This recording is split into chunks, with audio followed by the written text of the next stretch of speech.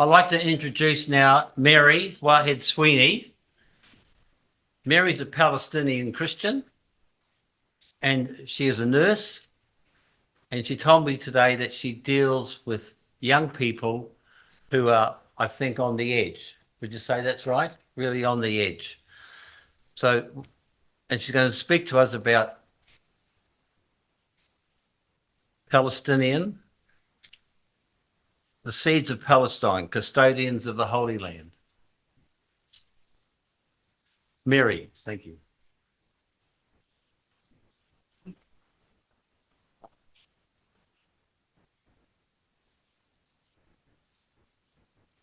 Thank you. Good morning, everyone. I want to thank you for inviting me to speak today. I extend my gratitude and thanks to Father Claude and Maggie for an amazing preparation for this conference. I want to thank Ray for a moving and thought-provoking speech that's filled with hope and peace and reconciliation. And I want to thank Gary for his warm welcome.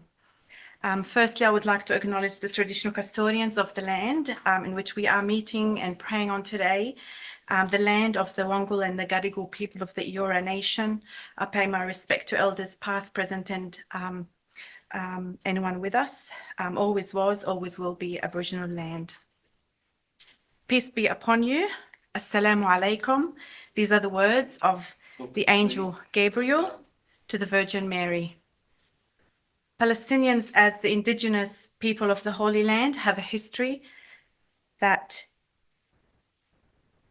spans thousands of years, tracing back to ancient civilization in the region, such as the Canaanites.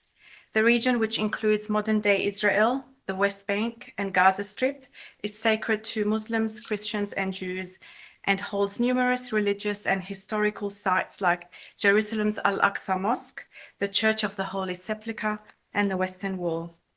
Palestinians have long been custodians of this land, preserving its culture, religion, and historical heritage.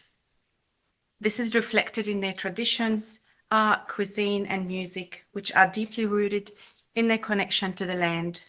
Despite political conflicts and displacement, they continue to uphold these traditions.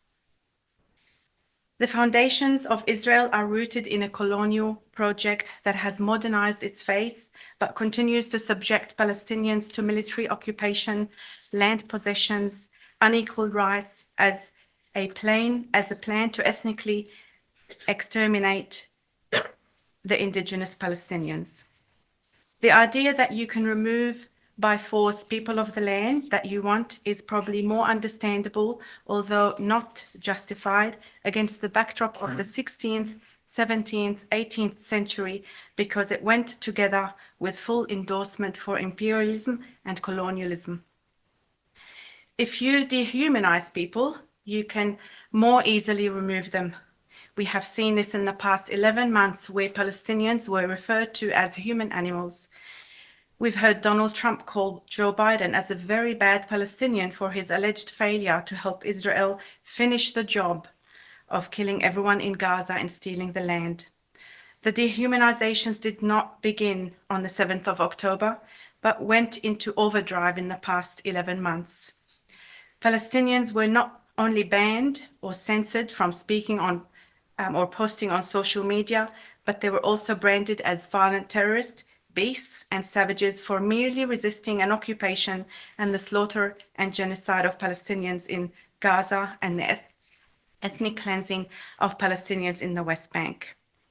We are all too familiar with politicians dehumanizing, dismissing, and branding Palestinians as terrorists, as did our own Peter Dutton, protesting against killing of humans and the ongoing slaughter and genocide in Gaza has been branded as pro-Hamas and pro-terrorist, like we've seen in the weekly protest rallies or the student encampment and protests at universities against the ongoing support for Israel.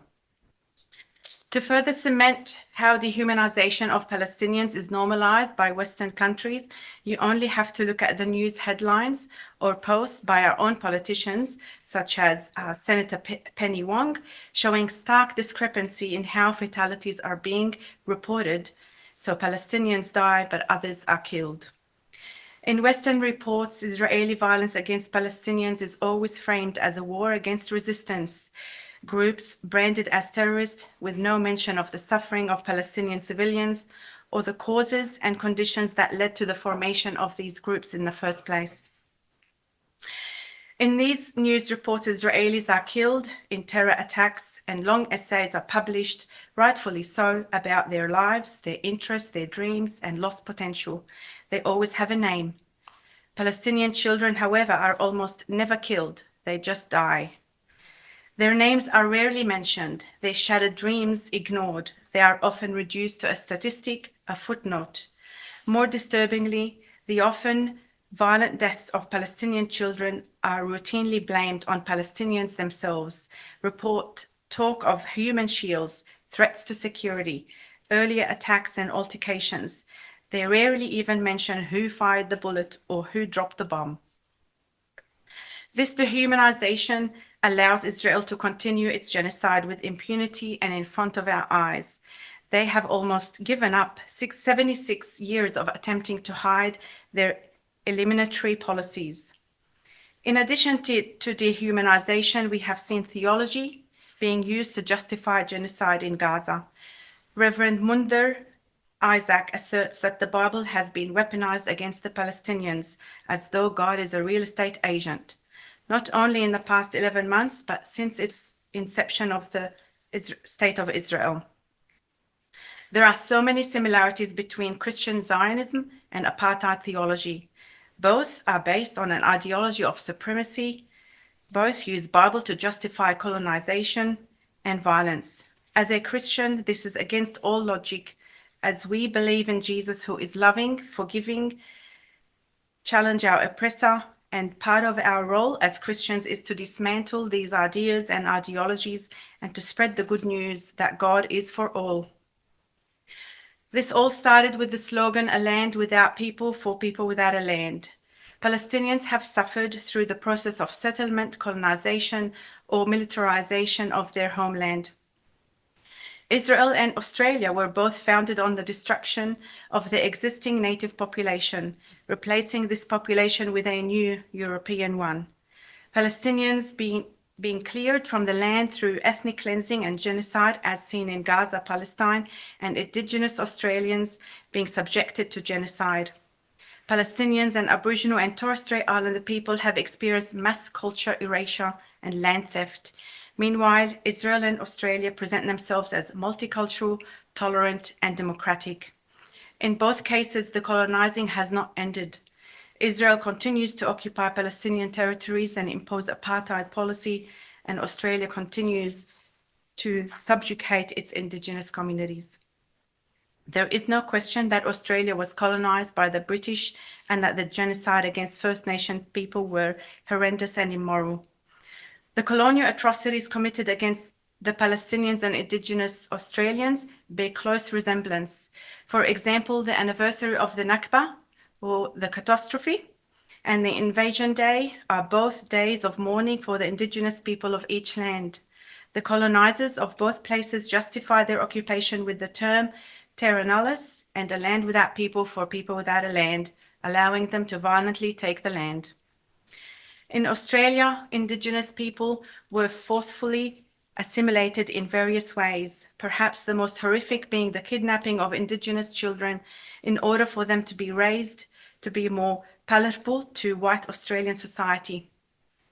Generational segregation was justified by the colonizer as a benevolent action, arguing that it is the best for the interest of the child. The true target of generational segregation, however, is the transfer of knowledge. This is evident in the case of Palestinians incarcerated in Israeli prisons. Imprisoned adults are unable to pass knowledge onto their children and children in their community, and imprisoned children are unable to be taught. As well as interrupting the natural transfer of political knowledge between generations, imprisonment can also mean limited access to academic information. Child separation has been used to govern and control Indigenous adults. The threat of child removal has been used to make adults more compliant. In the mid-1800s in Australia, arguments in favor of removing Indigenous children from their families as a necessary mean to break Indigenous resistance were common. The Palestinian Commission has said that about 9,000 Palestinians were held in Israeli prison as of the end of January, compared to 5,250 before 7th of October. It is estimated that the Israeli military detains and prosecutes between 500 and 700 Palestinian children each year in Israeli military courts that lack basic safeguards for a fair trial. The common charge is stone throwing.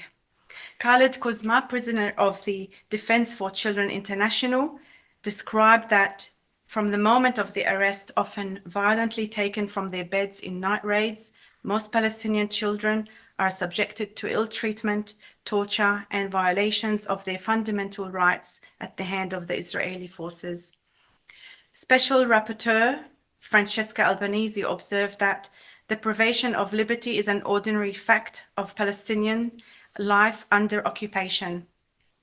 It is systematic and widespread. We see the criminalization of ordinary acts of life. For example, participating in a political gathering of 10 or more people without a permit from the Israeli military can lead to 10 years imprisonment. Palestinian children are subjected to psychological and physical abuse while in Israeli custody. Some of these children were detained after being seriously wounded, often by gunshot, by Israeli soldiers.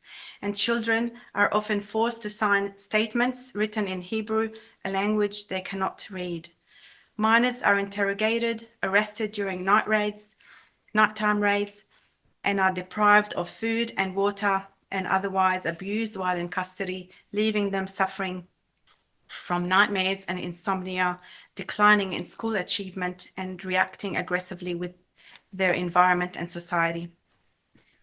Zionist settler colonialism is at the heart of the conflict in Palestine. Settler colonialism is a structure deeply rooted in European colonialists, ignoring the existence and rights of the indigenous people. The idea that Zionism is settler colonialism is not new. Palestinian scholars in the 1960s working in Beirut in the PLO Research Center had already understood what they were facing in Palestine was not a classical colonial project. They did not frame Israel as just a British colony or an American one, but regarded it as a phenomenon that existed in other parts of the world, defined as settler colonialism. It is interesting that for 20 to 30 years, the notion of Zionism as a settler colonialism disappeared from the political and academic discourse. It came back when scholars in other parts of the world, notably South Africa, Australia, and North America, agreed that Zionism is a similar phenomenon to the movement of Europeans who created the United States, Canada, Australia, New Zealand, and South Africa. Najib Nassar, a Palestinian Christian, knew enough about Zionism much earlier. In 1905, he began a campaign aimed at exposing Zionism and its ambitions and published articles on the subject in the newspaper. In 1908, he founded in Haifa a newspaper, Al-Karmel, which appeared twice weekly. Nassar persisted in calling attention to the Zionist menace that threatened the country. As a result of a Zionist campaign against him, the Ottoman authorities closed down his newspaper in June 1909 for 2 months. And in 1910, the Ministry of Justice in Istanbul ordered him to be put on trial when the Jewish community raised an issue against him, accusing them of sectarian divisions and incitement.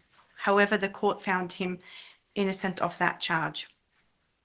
The Zionist goal is to get rid of all Palestinians from the river to the sea, so that Israel can become a purely Jewish nation state. Not only Israel's plan is to ethnically cleanse the Palestinian, but they also have been attempting to erase their identity. The Arab-Israeli identity is one of the most complicated identities to fully understand within the Arab world.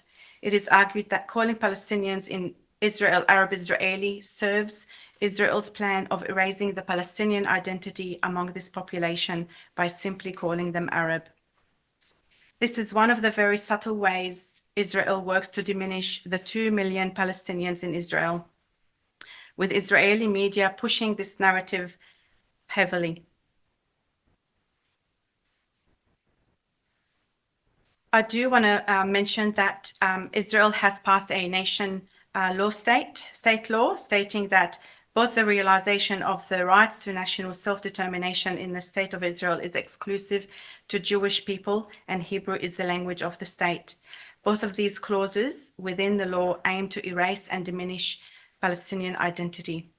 The establishment of the State of Israel in 1948 led to mass displacement of Palestinians, about 750,000, and the destruction of over 500 villages. Some of the most infamous massacres carried out by Zionist militia, such as the Haganah, Ergun, and Lehi. Some notable massacres of the Palestinian villages: Deir Yassin in 1948, April 9, Tantura in May 22 to 23, 1948, and you can actually watch the documentary online. It's called Tantura. Lid and Ramle in July 12 to 13, 1948. Al Dawaima in October 29, 1948, where about 200 Palestinians were killed. These massacres were part of a broader strategy to instill fear among Palestinians, encouraging mass flight and depopulation, thus facilitating the establishment of the State of Israel. Many Palestinian refugees and their descendants continue to demand the right to return to their homes. These events have left a deep scar in Palestinian collective memory and are central to their narrative of displacement, loss, and ongoing resistance. My mother's family had to flee Jaffa during the Nakba in 1948. My grandfather had an orange orchard and a sesame seed factory making tahini and sesame seed oil. Similar to all other Palestinians, they too left their belongings, wealth, and memories to find safety. They were told to come back after 10 days. They had taken their keys and land title deeds and traveled to Jordan. Everything was stolen from them. The city of Jaffa was full of orange orchards introduced in the 10th century and growing the same variety of fruit since the mid-19th century, when Ottoman Palestine first began trading them. Arabs owned orchards and Jews worked in them. Jews owned orchards and Arabs worked in them. The trees were rooted in soil that knew the feet of Jews and Arabs as equal. For years, the orange was a symbol of identity to Palestinians.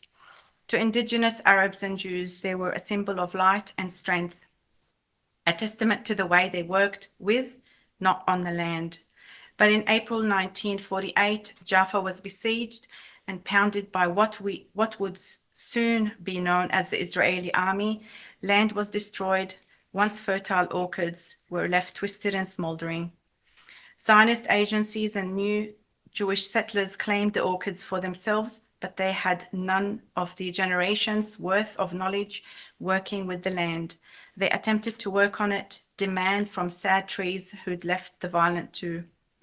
Slowly, the orange orchards disappeared. Jaffa disappeared, annexed behind the bustling new city of Tel Aviv. Land that remained was absorbed as property of the State of Israel, and the world forgot it had existed before. Trees were removed, roots severed, and earth replaced with concrete as canopies shrunk to make way for skyscrapers. There is only one famous orange tree now in Tel Aviv, a floating one, roots trapped in a dirt basket hanging in the street, suspended magically, disconnected from the land its ancestors once knew. Is this the fate of the Palestinian olive trees? Since the 1967, more than 800,000 trees have been illegally uprooted by the Israeli authorities, and we have seen an escalation of destruction by illegal Israeli settlers. In August 2021 alone, more than 9,000 have been removed, and on February the 9th, 2020, 50 olive trees were forcefully uprooted and destroyed. Olive trees have become symbols of Palestinian resilience and resistance against land confiscation and the impact of the Israeli occupation. Palestinians often replant olive trees as a form of peaceful resistance, emphasizing their enduring connection to the land. The slogan "To exist is to resist" is embodied in the planting and tending of olive trees, as they require years to bear fruit and symbolize the patience and perseverance of Palestinian people. It's not only the olive trees that's been destroyed and uprooted. Palestinians continue to be attacked by Israeli settlers while Israeli soldiers watch on. On July 31st, the Kaysiyya family, a Palestinian Christian family, were attacked by settlers in Al-Mukarram, north of Bethlehem. The attack took place under the protection of the Israeli military. They seized their home and land by force. The area where the family lives is recognized as a UNESCO World Heritage Site. They have the legal documents from the civil administration that clearly proves that the land is legally theirs. Nonetheless, the Israeli military declared the area a military zone in order to exclude the Palestinian and make the land available for the settlers. The more they take from us, the more resistance we become. Sumud, which is steadfastness or resilience, and it's a core concept in Palestinian culture and resistance. For Palestinians, Sumud represents a determination to remain on the land, maintain our identity, and resist displacement and oppression under Israeli occupation. It is both a political strategy and a way of life, encompassing a range of actions from daily perseverance to organized activism.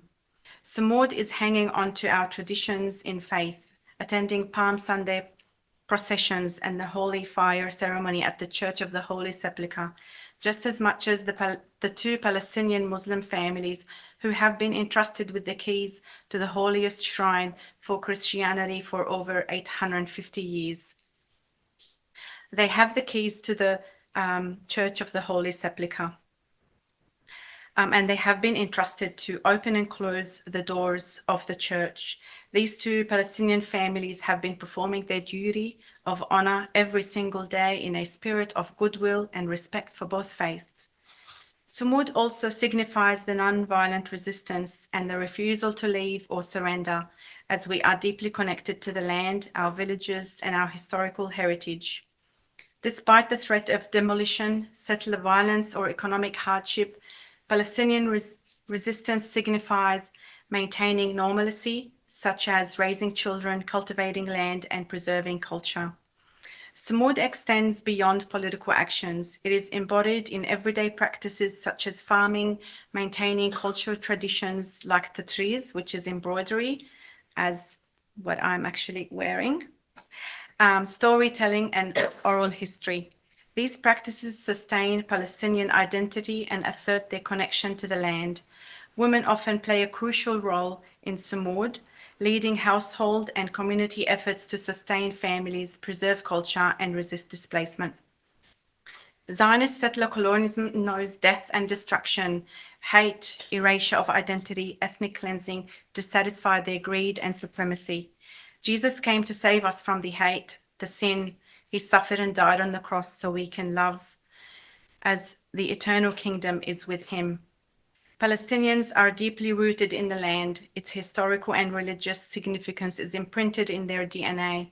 Their resistance and steadfastness are well rooted in protecting the land and harvesting the land. Their seeds are strong and faithful, the true custodians of the Holy Land.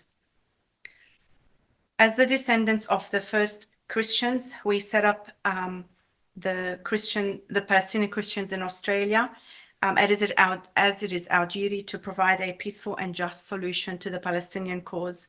We are currently helping Gazans who have been granted visitors visa and supporting them while they settle in Australia until a immediate solution happens. Thank you for your time.